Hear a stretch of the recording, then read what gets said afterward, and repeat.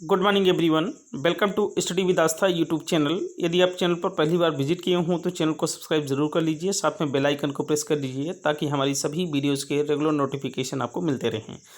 आइए आज के समाचार पत्रों में क्या कुछ खास हैं डालते हैं एक नज़र।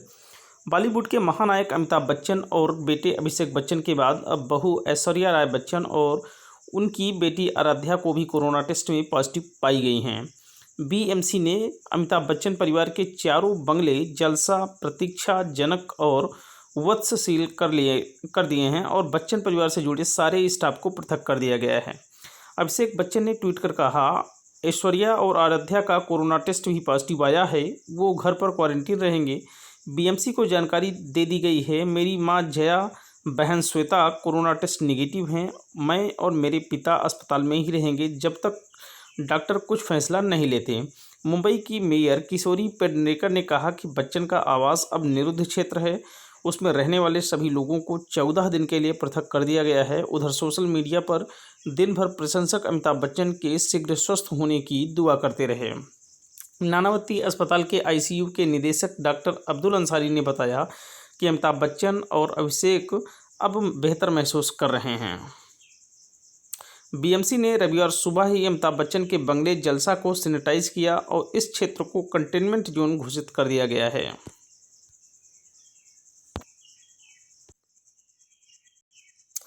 पेडनेकर ने कहा कि अमिताभ की पोती आराध्या सहित बच्चन परिवार के सदस्यों की रैपिड एंटीजन टेस्ट जांच की गई है।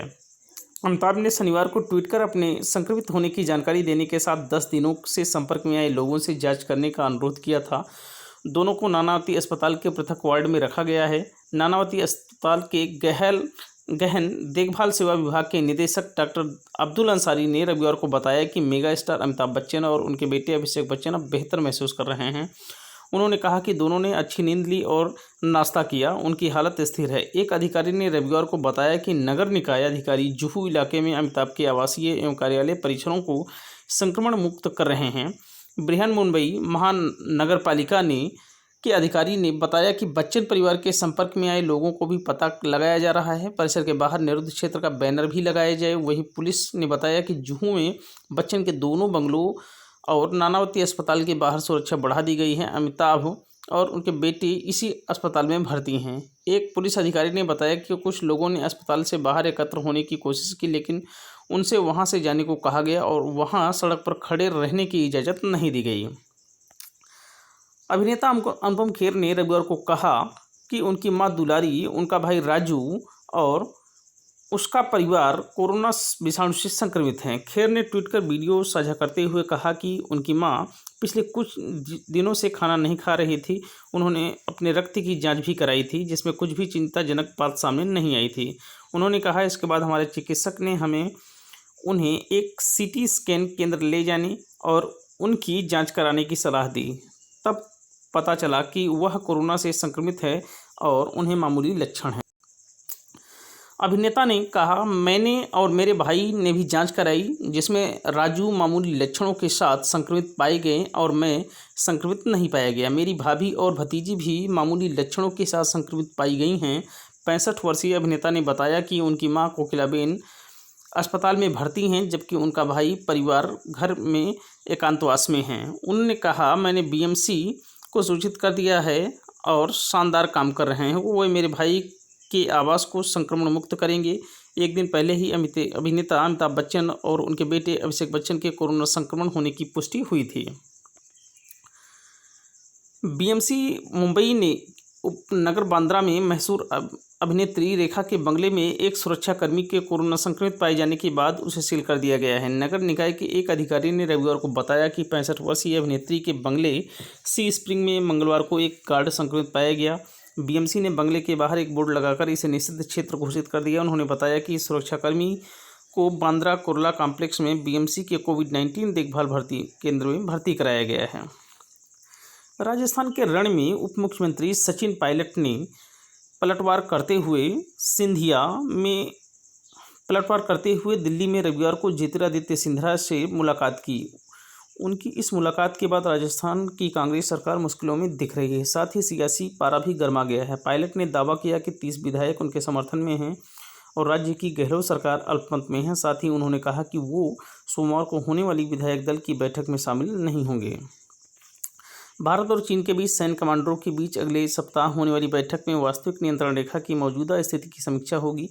इस दौरान दोनों देशों की सेनाओं के टकराव वाले स्थानों से पीछे हटने को लेकर उठाए गए कदमों की समीक्षा होगी। जम्मू कश्मीर के बारामूला जिले में रविवार को सुरक्षा बलों के साथ मुठभेड़ में 3 आतंकवादी मारे गए। खुफिया सूचना के आधार पर राष्ट्रीय राइफल्स सीआरपीएफ और जम्मू कश्मीर पुलिस के विशेष अभियान समूह ने तड़के सोपोर के पास रिब्बन में आतंकियों को मार गिराया। यूपी सरकार ने मारे गए गैंगस्टर विकास दुबे और उसके साथियों द्वारा अंजाम दिए गए बिकरू कांड और उसके बाद पुलिस मुठभेड़ में मारे जाने की घटना की जांच के लिए एकल जांच आयोग का गठन किया है। सेवानिवृत्त न्यायाधीश शशिकांत अग्रवाल इस आयोग के अध्यक्ष होंगे। आयोग का मुख्यालय कानपुर में होगा और इसका कार्यकाल 2 माह का होगा। चीन के साथ सीमा विवाद के मद्देनज़र भारतीय सेना 72,000 अत्याधुनिक अमेरिकी राइफल की दूसरी खेप भी मंगाने वाली है। सेना 72,000 सिग 716 असाइल्ट राइफल अमेरिका से पहले ही खरीद चुकी है और अब इतनी ही संख्या में राइफल की खरीद का ऑर्डर देने जा रही है। अमेरिका की इस अत्याधुनिक राइफल का इस्तेमाल फिलहाल नॉर्दर्न कमान और अन्य इलाकों में तैनात भारतीय सैनिक कर रहे हैं।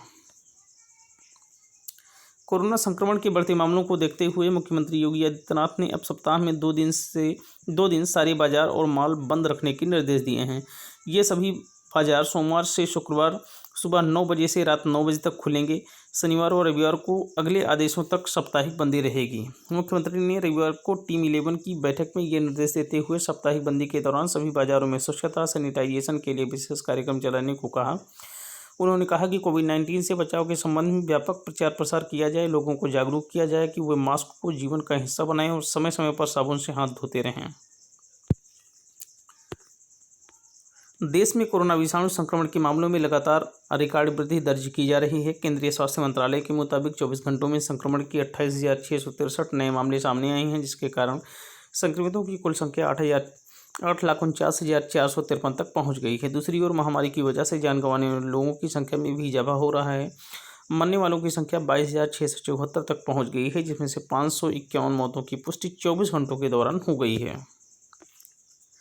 ऑस्ट्रेलिया सरकार ने कहा कि वह यहां रह रहे हांगकांग के कम से कम 10,000 नागरिकों का वर्तमान वीजा समाप्त होने के बाद उन्हें स्थायी निवास के लिए आवेदन करने का एक मौका देगा। प्रधानमंत्री स्कॉट मॉरिसन की सरकार का मानना है कि अर्धस्वायत्त क्षेत्र हांगकांग में नए कड़े राष्ट्रीय सुरक्षा कानून लागू करने का तात्पर्य है कि लोकतंत्र समर्थकों को राजनीतिक उत्पीड़न का सामना करना पड़ रहा है। उद्योग मंडल फिक्की का कहना है कि चालू वित्त वर्ष में भारत के सकल घरेलू उत्पाद यानी जीडीपी की वृद्धि दर नकारात्मक रहेगी। फिक्की के आर्थिक परिदृश्य सर्वे में अनुमान लगाया गया है कि 2020-21 में देश की अर्थव्यवस्था में -4.5% नीचे जाएगी। सर्वे में कहा गया है कि कोरोना संक्रमण के मामलों में तेजी से वृद्धि से दुनिया भर में आर्थिक और स्वास्थ्य संकट पैदा हो गया है। फिक्की के ताज़ा सर्वे में वृद्धि दर के अनुमान में नीचे की ओर बड़ा संशोधन किया गया है। फिक्की ने जनवरी 2020 के सर्वे में 2020-21 में वृद्धि दर 5.5% रहने का अनुमान लगाया था। राष्ट्रीय राजधानी में 4 दिन के अंतराल के बाद डीजल के खुदरा भाव में रविवार को 16 पैसे प्रति लीटर की वृद्धि की गई। इसके बाद अब डीजल 81 रुपये प्रति लीटर के पास पहुंच गया है। सरकारी तेल विपणन कंपनियों ने एक अधिसूचना में इसकी जानकारी दी। अब राष्ट्रीय राजधानी में डीजल की दर 80.94 रुपये प्रति लीटर हो गई है। यह डीजल का अब तक का सबसे ऊंचा भाव है।